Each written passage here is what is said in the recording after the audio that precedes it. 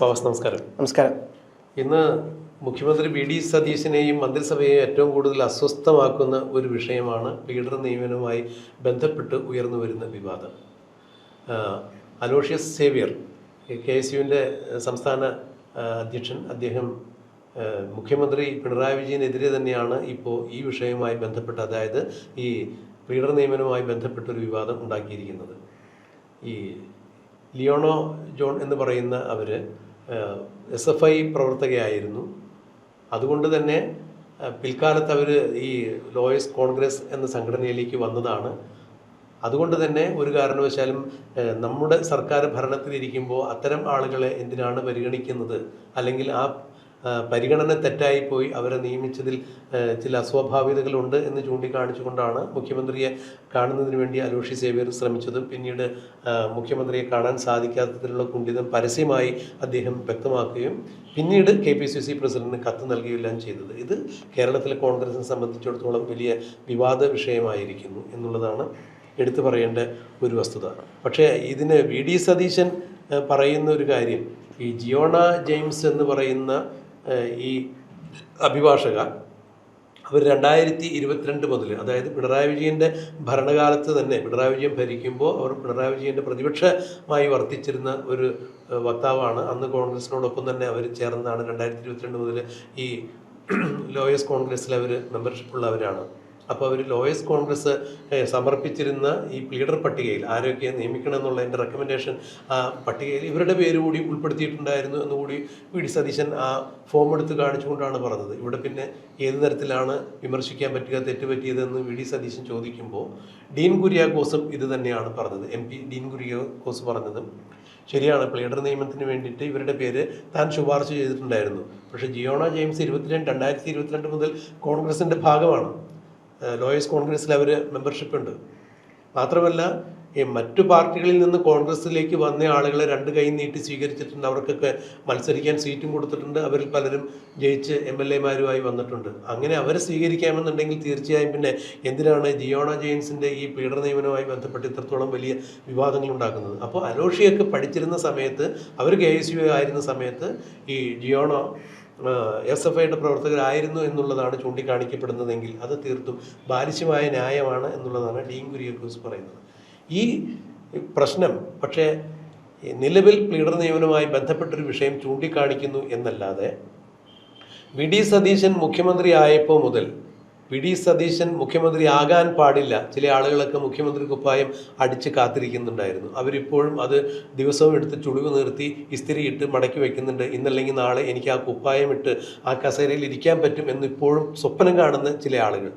ആ ചില നേതാക്കന്മാരാണ് ഈ അലോഷി ഉൾപ്പെടെയുള്ള നേതാക്കന്മാരെ രംഗത്തിറക്കി ഇത്തരം ചില വിഷയങ്ങളിൽ സർക്കാരിനെ പ്രതിസന്ധിയിലാക്കുന്ന തരത്തിലുള്ള പ്രസ്താവന നടത്തിക്കുന്നത് എന്നാണ് പല ആളുകളും പറയുന്നത്. അതായത് വി.ഡി. സതീശനെ മുഖ്യമന്ത്രി കസേരയിൽ നിന്ന് ഇറക്കുക എന്നുള്ള ലക്ഷ്യത്തോടു കൂടിയാണ് ഇത്തരം ചീള് പ്രശ്നങ്ങളെ വലുതാക്കി ശ്രമിക്കുകയും സർക്കാരിനെതിരെ തിരിക്കാൻ വേണ്ടി ഇത്തരം പ്രശ്നങ്ങൾ എടുത്തിടുന്നതും മാധ്യമ ശ്രദ്ധ ആകർഷിക്കുന്നതുമൊക്കെയാണ് പറയപ്പെടുന്നത്. എങ്ങനെയാണ് മുഹമ്മദ് ഫവാസ് ഈ ജിയോണ ജെയിംസിൻ്റെ ഈ പ്ലീഡർ നിയമനവുമായി ബന്ധപ്പെട്ട് ഇത്തരം കാര്യത്തെ നോക്കിക്കാണും?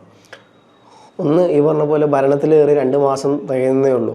അപ്പോഴേക്കും ഇത്തരത്തിലുള്ള പ്രശ്നങ്ങൾ, ആഭ്യന്തര പ്രശ്നങ്ങൾ ഇപ്പം തന്നെ ഉടലെടുത്ത് തുടങ്ങി എന്നുള്ളതാണ്. ഇത് പ്രതിപക്ഷത്തിന് കൊടുക്കുന്ന ഏറ്റവും വലിയൊരു സമ്മാനം കൂടിയാണ്. പ്രതിപക്ഷത്തിന് ഒരു കാരണം കിട്ടാൻ കാത്തു നിൽക്കുകയാണ് അവർ.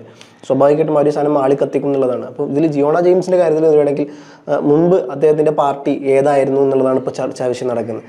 അത്തരത്തിലുള്ള ഒരു നേതാക്കന്മാർക്ക് കോൺഗ്രസിൽ ഈ പറഞ്ഞ പോലെ പ്ലീഡർ നിയമനത്തിലോട്ട് കൊണ്ടുവന്നു എന്നുള്ളതാണ്. സ്വാഭാവികമായിട്ട് ഈ പറഞ്ഞ പോലെ ഇതൊരു എന്താ പറയുക PSC നിയോഗം നടത്തുന്ന കാര്യങ്ങളൊന്നുമല്ല. സ്വാഭാവികമായിട്ട് റെക്കമെൻഡേഷൻ അല്ലെങ്കിൽ പാർട്ടി നടത്തുന്ന അത് അവർക്ക് വേണ്ടപ്പെട്ട ലോയേഴ്സിനെ അവർ ഹൈക്കോടതിയിലോട്ട് കയറ്റുന്നു എന്നുള്ളത് മാത്രമേ ഉള്ളതില്ല. അതിനപ്പുറത്തോട്ടതിൽ വലിയ കാര്യമൊന്നുമില്ല. പക്ഷേ ഈ പറഞ്ഞ പോലെ ആരാണ് ഇദ്ദേഹം, അല്ലെങ്കിൽ ആരാണ് ഇവരുടെ മുൻ പശ്ചാത്തലം എന്താണെന്നുള്ളതാണ്. ഇപ്പോൾ പറഞ്ഞു വരുന്നത് ഇടതുപക്ഷത്തോട് പൂർണ്ണമായി ചായ്വുണ്ടായിരുന്നൊരു വ്യക്തിയായിരുന്നു എന്നുള്ളതും അതുകൊണ്ട് അത്തരത്തിലുള്ള ആൾക്കാരെ മുമ്പിലോട്ട് കൊണ്ടുവരാൻ പാടില്ല എന്നുള്ളത്. അങ്ങനെയാണെങ്കിൽ എനിക്ക് പറയാനുള്ളത് ഈ പറഞ്ഞ പോലെ സന്ദീപ് വാര്യറെ എന്തുകൊണ്ട് കൊണ്ടുവന്നു എന്നുള്ള വലിയ ചോദ്യചിഹ്നം കിടക്കുന്നുണ്ട്. കൊണ്ടുവന്നു എന്ന് മാത്രമല്ല, കൊണ്ടുവന്ന് 2 വർഷം കഴിഞ്ഞിട്ടില്ല. ഈ പറഞ്ഞ പോലെ അദ്ദേഹം വരുന്നൊരു പശ്ചാത്തലം നമുക്കറിയാം. പാലക്കാട് ഈ പറഞ്ഞ പോലെ രാഹുൽ മാങ്കൂട്ടം രാജിവെക്കുന്നു, ബൈ ഇലക്ഷൻ നടക്കുന്നു. ആ ബൈ ഇലക്ഷൻ ഷാഫി പറമ്പിൽ രാഹുൽ മാങ്കൂട്ടത്തിലേക്ക് പോയി അദ്ദേഹത്തെ നേരിട്ട് കണ്ടിട്ട് അങ്ങനെയാണ് അദ്ദേഹം പാലക്കാട് ഈ പറഞ്ഞ പോലെ കോൺഗ്രസിലോട്ട് വരുന്നത്, BJP വിട്ടിട്ട്. അത് BJP-യിൽ സന്ദീപ് വാര്യർക്ക് അർഹമായ സ്ഥാനങ്ങൾ കിട്ടുന്നില്ല എന്നുള്ള ഒറ്റ കാരണം കൊണ്ട് തന്നെയാണ്. അല്ലാതെ രാഷ്ട്രീയപരമായ ഭിന്നിപ്പ് കൊണ്ട് BJP-ന്ന് ഇറങ്ങി പോകുന്നതല്ല. തനിക്ക് സ്ഥാനമാനങ്ങൾ കിട്ടുന്നില്ല ഒറ്റ കാരണം കൊണ്ട് തന്നെയാണ് അന്ന് BJP ഉപേക്ഷിക്കാൻ സന്ദീപ് വാര്യർ നിർബന്ധിതനായത്. അപ്പോൾ എന്തായിരുന്നാൽ പോലും സന്ദീപ് വാര്യർ വന്നപ്പോൾ രണ്ട് കൈയും നീട്ടിങ്ങാണ്ട് സ്വീകരിച്ചതാണ് ഈ പറയപ്പെട്ട പോലെ കോൺഗ്രസിന്റെ എല്ലാ നേതാക്കന്മാരും. അത് ഈ പറഞ്ഞ പോലെ KC വേണുഗോപാലായാലും രമേശ് ചെന്നിത്തല ആയാലും VD സതീശനായാലും KSUക്കാരായാലും യൂത്ത് കോൺഗ്രസ് ആയാലും രാഹുൽ മാങ്കൂട്ടായാലും ഷാഫി പറമ്പിലായാലും ബെന്നി ബെഹനാനായാലും IB ഈഡനായാലും പേര് പരാമർശിക്കുന്നില്ല. ഇത്തരത്തിൽ എല്ലാ നേതാക്കന്മാരും രണ്ട് കൈ നീട്ടി സ്വീകരിച്ചവരാണ്. അപ്പോൾ അത്തരത്തിൽ ഒരു നേതാവ് വന്നപ്പോൾ രണ്ട് കൈ നീട്ടി സ്വീകരിച്ചു എന്ന് മാത്രമല്ല, വന്ന് ഒരു വർഷം തികയുന്നില്ല അപ്പോഴേക്കും നടക്കുന്ന 2026 ഇലക്ഷനിൽ അദ്ദേഹത്തെ MLA ആക്കി നിർത്തുന്നു, വിജയിപ്പിച്ചെടുക്കുന്നു. കരിപ്പൂർ പോലുള്ളൊരു മണ്ഡലത്തിൽ കൊണ്ടുപോയി നിർത്തി ജയിപ്പിച്ചെടുക്കുക. അതായത് തൃക്കരിപ്പൂർ അറിയാമല്ലോ, EK നായനാർ മത്സരിച്ചിരുന്നൊരു മണ്ഡലമാണ്. അപ്പോൾ ഇടത് പാളയം പിടിച്ചെടുക്കാൻ വേണ്ടി സന്ദീപിനെ പോലെ ഒരാളവിടെ കൊണ്ടു നിർത്തി എന്നൊക്കെയുള്ള വ്യാഖ്യാനമാണെന്ന് അതിന് നൽകിയിരുന്നത്. എന്ത് തന്നെയായാലും UDF തെരഞ്ഞെടുപ്പിൽ സന്ദീപ് ജയിച്ചു കയറി എന്നുള്ളതാണ്. അപ്പം അദ്ദേഹത്തിന് വന്ന് എവിടെ കൊടുത്തു എന്നുള്ളതല്ല, ജയിക്കുന്ന ഷുവർ സീറ്റാണോ അതല്ല കോമ്പറ്റേറ്റീവ് സീറ്റാണോ ഒരിക്കലും കിട്ടാത്ത സീറ്റാണോ അതൊക്കെ രണ്ടാമത്തെ കാര്യം. പക്ഷെ വന്നപ്പോൾ തന്നെ ഇപ്പം സാറോ ഞാനോ പോയിട്ട് നാളെ പാർട്ടി സീറ്റാണ്, അപ്പം നാളെ തന്നെ തൊട്ടടുത്ത വർഷം തന്നെ നമുക്ക് സീറ്റ് കിട്ടുന്നത് ഒരു ഉറപ്പ്. അങ്ങനെ കോൺഗ്രസിൽ നിൽക്കുന്ന ഒരുപാട് നേതാക്കന്മാരുണ്ട്, ഒരുപാട് KSU നേതാക്കന്മാരുണ്ട്, ഒരുപാട് ആളുകൾ ഇഷ്ടംപോലെ പരിദേവനായിട്ട് ജിൻഡോ ജോൺ അടക്കമുള്ള ആളുകൾ സ്ഥാനാർത്ഥിയാവുമെന്ന് പ്രതീക്ഷിച്ചിരുന്ന ആളുകളാണ്. അതെ, അപ്പം ഒന്നും സീറ്റ് കിട്ടിയിട്ടില്ല. അപ്പൊ അങ്ങനെ പെട്ടെന്ന് വന്ന അതെ, അപ്പൊ ഇത്തരത്തിൽ വന്ന ആൾക്കാരെ രണ്ട് കൈ നീട്ടി സ്വീകരിച്ച് അങ്ങനെ MLA സീറ്റ് വരെ കൊടുത്തിട്ടുണ്ട്. അതിനപ്പുറം ഉണ്ടോ ഈ പ്ലീഡർ നിയമനം? ഈ പറഞ്ഞ പോലെ വെറും ഒരു എന്താ പറയാ ഹൈക്കോടതിയിലോട്ടുള്ള വക്കീലിന് മാത്രമാണ് ഈ പ്ലീഡർ നിയമനം എന്ന് പറയുന്നത്. അതിന് അപ്പുറത്തോട്ടതിലൊന്നുമില്ല.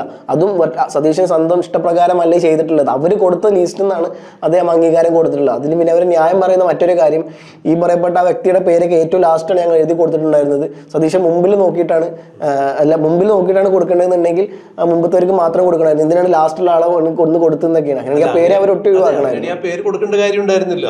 ആരൊക്കെയാണ് ഇതിന് അർഹത എന്ന് കാണിച്ചുകൊണ്ടാണ് ഒരു ലിസ്റ്റ് കൊടുക്കുന്നത്. ഈ ലിസ്റ്റിൽ നിന്ന് ആരെ വേണമെങ്കിലും തിരഞ്ഞെടുക്കാം എന്നുള്ളതാണ് ലിസ്റ്റ് കൊടുക്കുമ്പോൾ ഉദ്ദേശിക്കുന്നത്. അങ്ങനെയാണല്ലോ നമ്മൾ മനസ്സിലാക്കേണ്ടത്. ഒരു ലിസ്റ്റ് കൊടുക്കുമ്പോൾ 1 മുതൽ 5 വരെയുള്ള അല്ലെങ്കിൽ 1 മുതൽ 7 വരെ 1 മുതൽ 10 വരെയുള്ള പേരുകൾ കൊടുക്കുന്നു. ഈ പേരുകളിൽ നിന്ന് ആരെ വേണമെങ്കിലും തിരഞ്ഞെടുക്കാം എന്ന അർത്ഥത്തിലാണല്ലോ ഒരു ലിസ്റ്റ് കൊടുക്കുന്നത്. അങ്ങനെയാണെങ്കിൽ സ്വാഭാവികമായിട്ട് ആ ലിസ്റ്റിൽ നിന്ന് ഒരാളെ തിരഞ്ഞെടുക്കുമ്പോൾ അല്ലെങ്കിൽ ആ ലിസ്റ്റിൽ തിരഞ്ഞെടുക്കുന്ന കൂട്ടത്തിൽ ഈ ലിസ്റ്റിലുള്ള ഒരാളെ കൂടി വെച്ച് കഴിഞ്ഞാൽ പിന്നെ അതിന് തന്നെ പരാതി വരുന്നതിൻ്റെ കാര്യം എന്താണ്? അപ്പോൾ മാത്രമല്ല ഡീൻ കുര്യാക്കോസിനെ പോലുള്ള ഒരു MP അക്കാര്യത്തിൽ അവരെ കുറിച്ച് സപ്പോർട്ട് ചെയ്യുകയും ചെയ്തു എന്ന് പറയുന്നത് അദ്ദേഹം പറഞ്ഞ കാര്യം തന്നെയാണത്.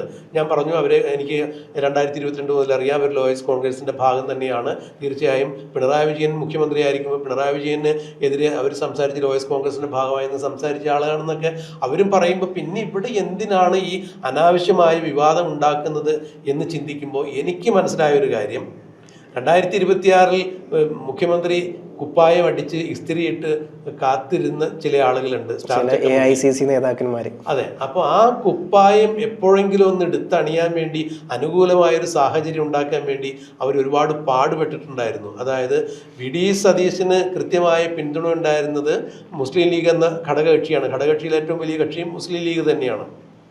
മുസ്ലിം ലീഗിൻ്റെ കാര്യങ്ങൾ നിശ്ചയിക്കുന്ന പാണക്കാട് കുടുംബത്തിൽ നിന്നാണ്, പാണക്കാട് തങ്ങളുടെ കുടുംബത്തിൽ നിന്നാണ്. അപ്പോൾ ഈ പാണക്കാട് തങ്ങളുടെ കുടുംബത്തിൽ കർണാടകയിലുള്ള ഒരു ന്യൂനപക്ഷ മന്ത്രിയെ എത്തിച്ചു വരെ VD സതീശന് പ്രതികൂലമായ അല്ലെങ്കിൽ ചില നേതാക്കന്മാരെ മുഖ്യമന്ത്രി ആക്കണമെന്നുള്ള അനുരഞ്ജന സന്ദേശവുമായി ചില ആളുകൾ എത്തിയിട്ടുണ്ടായിരുന്നു. അതെ, അവിടെ ഒരു ഓൾറെഡി ഒരു മന്ത്രിസഭ ഒരു മന്ത്രിയുണ്ട്, രണ്ടാമതൊരു മന്ത്രി കൂടി കൊടുക്കാം, പകരം ഇവിടെ ലീഗ് സപ്പോർട്ട് ചെയ്യേണ്ടത് മറ്റൊരു AICC നേതാവിനെയാണ് എന്നുള്ള തരത്തിലാണ് ചർച്ചകൾ പോയിരുന്നത്. പക്ഷേ ലീഗ് അത് നിരസിച്ചു എന്നുള്ളത്, അങ്ങനെ ഒരു മന്ത്രിസ്ഥാനം തങ്ങൾക്ക് വേണ്ട എന്നുള്ളതും കേരളത്തിന്റെ മൊത്തം സ്വഭാവം VD സതീശനൊപ്പമാണെന്നുള്ളതും അതുകൊണ്ട് തന്നെ തങ്ങളുടെ നിലപാടും VD സതീശനോട് കൂടെയാണെന്നുള്ളത് ലീഗ് സംയുക്തമായി പറയുന്നു. മാത്രമല്ല തൊട്ടപ്പുറത്ത് തന്നെ പിന്നീട് RSP മറ്റെല്ലാ പാർട്ടിയും കേരള കോൺഗ്രസ് ജോസഫ് അടക്കമുള്ള നേതാക്കന്മാർ സപ്പോർട്ട് കൊടുക്കുന്നു. അപ്പൊ തീർച്ചയായും ആ കുപ്പായം ഇപ്പോഴും ദിവസം എടുത്ത് നോക്കിയിട്ട് അതിന് ചുളിവൊക്കെ മാറ്റി വീണ്ടും വിസ്തരിയിട്ട് ഇപ്പോഴും അത് ഭംഗിയായി ഹാങ്കറിൽ മടക്കിയിട്ടിട്ടുണ്ട്. അതെപ്പോഴെങ്കിലും ഒരു എടുത്ത് അണിയാൻ വേണ്ടി ഒരു അവസരം സൃഷ്ടിക്കണം, ഒരു സാഹചര്യം ഉണ്ടാക്കണം. ഒരു ചെടി നട്ടാലേ കായ പറിക്കാൻ പറ്റുള്ളൂ. അപ്പോൾ അതിന് വളക്കൂറുള്ള സമയം നോക്കി, അതിന് ഞാറ്റുവേല നോക്കി, മഴ വരുന്നത് നോക്കി, അതിനൊരു കൃഷി ഒരുക്കാൻ വേണ്ടി അല്ലെങ്കിൽ അത്തരം ഒരു സന്ദർഭം ഒരുക്കാൻ വേണ്ടി ഈ ആളുകളെ അലോഷ്യയെ പോലുള്ള ആളുകളെ സേവിയറെ പോലുള്ള ആളുകളെ സംഘടിപ്പിച്ചുകൊണ്ട് പലതരത്തിലും നീക്കം നടത്തുന്നു. അല്ലെങ്കിൽ സ്വാഭാവികമായിട്ടും നേരത്തെ ഫവാസ് പറഞ്ഞ പോലെ ചിന്തിക്കാമല്ലോ, ഒരു സർക്കാർ അധികാരത്തിൽ വന്നിട്ട് 6 മാസമെങ്കിലും അവർക്ക് സമയം കൊടുക്കേണ്ടി വന്ന് ഇരിക്കാനായിട്ട്. അധികാരത്തിലേറിയതിൻ്റെ പിറ്റേ ദിവസം തന്നെ എന്താണ് BJP-യിലെ ചില മഹിളാ മോർച്ചക്കാർ വന്ന് സമരം ചെയ്തതുപോലെ, എവിടെ KSRTC-യിൽ ഞങ്ങൾക്കവിടെ സ്ത്രീ യാത്രക്കാർക്കുള്ള ഫ്രീ പാസ് എവിടെയെന്ന് ചോദിച്ചതുപോലെ സർക്കാർ ഒന്ന് ഇരുന്നൊരു തീരുമാനം എടുക്കണ്ടേ? ഇത് തന്നെയല്ലേ ഇപ്പോൾ ഇത്തരം ആളുകളും ചെയ്തുകൊണ്ടിരിക്കുന്നത്. അപ്പോൾ VD സതീശന് ഒരു കാരണവശാലും ഭരിക്കാൻ സമ്മതിക്കരുത്. ജനോപകാരപ്രദമായ രീതിയിൽ ജനകീയനായ നേതാവായി, ജനകീയനായ മുഖ്യമന്ത്രിയായി VD സതീശൻ അറിയപ്പെടാൻ സാധിക്കരുത്. അവിടെ സംഘടനയ്ക്കകത്ത് തന്നെ പല പ്രശ്നങ്ങളുണ്ട് എന്ന് വരുത്തി തീർത്ത് എങ്ങനെയെങ്കിലും ഒരു വർഷത്തിനുള്ളിൽ ഭരിപ്പിച്ച് VD സതീശനെ പുകച്ചു ചാടിക്കണം. വീണ്ടും ആ കുപ്പായമിട്ട്, മടക്കി വെച്ചിരിക്കുന്ന ഇസ്തിരിയിട്ട് കുപ്പായമിട്ട് മുഖ്യമന്ത്രി കസേരയിൽ വന്നിരിക്കാനുള്ള ഒരു സാഹചര്യം സൃഷ്ടിക്കണം. ഇതിൻ്റെ പേരിലാണ് ഇത് നടക്കുന്നതെന്നാണ് എൻ്റെ ഒരു മാധ്യമ പ്രവർത്തനത്തിൽ നിന്നും എനിക്ക് മനസ്സിലാക്കാൻ കഴിയുന്ന ഒരു ധാരണ. ആ ധാരണ തികച്ചും ശരിയായിക്കൊള്ളണമെന്നില്ല, പക്ഷെ ഞാൻ അങ്ങനെ ചിന്തിക്കുന്നു. അത് തന്നെയാണ് നടക്കുന്നത്. അല്ല എന്നുണ്ടെങ്കിൽ തികച്ചും ന്യായമല്ലാത്തൊരു കാര്യം പറഞ്ഞുകൊണ്ട് ഇത്തരത്തിലൊരു കാര്യങ്ങൾ ഉന്നയിക്കേണ്ടതിൻ്റെ എന്താണ് കാര്യം? എന്തായാലും ഈ പറഞ്ഞ പോലെ സതീശനെ ഏറ്റവും കൂടുതൽ ഭയക്കേണ്ടത് അത് CPM-നെയോ BJP-യെയോ മറ്റു പാർട്ടികളെയല്ല, സ്വന്തം മുന്നണിയിൽ നിൽക്കുന്ന അല്ലെങ്കിൽ സ്വന്തം കൂടെ നിൽക്കുന്ന സ്വന്തം പാർട്ടിക്കാരെ തന്നെയാണ് സതീശനെ ഏറ്റവും കൂടുതൽ ഭയക്കേണ്ടത്. കോൺഗ്രസിൻ്റെ അതിൻ്റെ ചരിത്രവും പാരമ്പര്യവും ഉണ്ട്. രമേശ് ചെന്നിത്തല ആഭ്യന്തര വകുപ്പ് മന്ത്രിയായ കഥകളെല്ലാം അത് പറയേണ്ട കാര്യമല്ല. എന്നിരുന്നാൽ പോലും എങ്ങനെയാണ് ആയി എന്നുള്ളതും ആ ഒരു പശ്ചാത്തലം ആരെ ഇറക്കിയിട്ടാണ് അവിടെ വന്നതെന്നുള്ളതും പലതരത്തിലുള്ള ഉദാഹരണം നമ്മുടെ കയ്യിലുണ്ട്. അതുകൊണ്ട് സതീശൻ ചില ആളുകളൊക്കെ കുപ്പായം അടിച്ചിരിക്കുന്ന ആളുകളുടെ പുറകിലുണ്ട്, സാമുദായിക സംഘടനകളൊക്കെ ഉണ്ട്. അപ്പം ഈ പറഞ്ഞ പോലെ സതീശനെ എല്ലാ കാര്യം കൊണ്ടും മത നേതാക്കന്മാരുടെ വിയോജിപ്പുകളുണ്ട്. കാരണം ഈ പറഞ്ഞ പോലെ ആരുടെയും ഒത്താശക്ക് നീങ്ങുന്ന ഒരാളല്ല, ആരുടെയും വീടിന്റെ തിണ്ണ കയറി നിറങ്ങുന്ന ആ നേതാവല്ല. അതുകൊണ്ട് തന്നെ ഈ മത ന്യൂനപക്ഷ നേതാക്കന്മാരുടെ എല്ലാവരുടെ സപ്പോർട്ടും ആ പറയപ്പെട്ട ആ വ്യക്തിക്ക് ഉണ്ടാവും. അതുകൊണ്ട് സതീശനെ ഏറ്റവും കൂടുതൽ ഭയക്കേണ്ടത് ഈ പറഞ്ഞ പോലെ മറ്റു പാർട്ടികളല്ല, സ്വന്തം പാർട്ടിയിൽ നിൽക്കുന്ന തോളോട് തോട് ചേർന്ന് നിൽക്കുന്ന ഒരാളെ പോലും സതീശൻ പെട്ടെന്ന് വിശ്വസിക്കാൻ പാടില്ല. കാരണം എപ്പോൾ വന്നാലും കോൺഗ്രസ് ആണ്, എവിടുന്ന് എപ്പോൾ വേണമെങ്കിലും കാലു വാരി തിരിച്ചടിക്കും എന്നുള്ള സാധനം സതീശന് മുമ്പിൽ ഉണ്ടാവുന്നത് ഓർമ്മപ്പെടുത്തുന്നത് നന്നായിരിക്കും തോന്നുന്നു. തീർച്ചയായും. അതിന് ഒപ്പം തന്നെ കപട ആദർശവാദികളായ കോൺഗ്രസിന് അധികാരം കിട്ടുമ്പോൾ മാത്രം ആദർശം പറഞ്ഞു വരുന്ന കുറച്ച് ആളുകളും ഇപ്പോൾ ഈ ഒരു അണിയിലുണ്ടെന്നുള്ളത് VD സതീശൻ ശ്രദ്ധിക്കുന്നത് വളരെ നല്ലതായിരിക്കും.